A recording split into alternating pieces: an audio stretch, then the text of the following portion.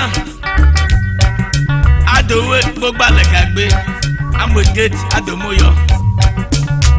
are adiogwa na bonoro adomwe nepote ayondo ekwe matu ambuyo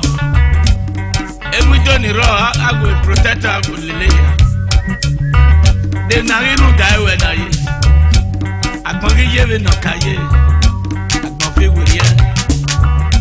o agbongi mo amake na agbongi agbamu ena biro lo ye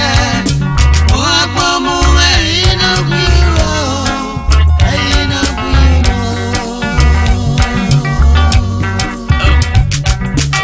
agbere ambugbe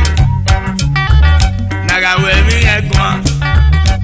e ya mogo ama ya we mi ka e ya no ama ya we mi ka e ya no okay ya mogo anuri o me sikima ma bi omo no golivi no mogo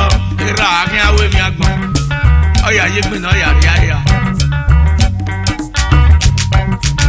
ama ya we ni ka e ya no ama ya we ni ka e ya no okay ya mogo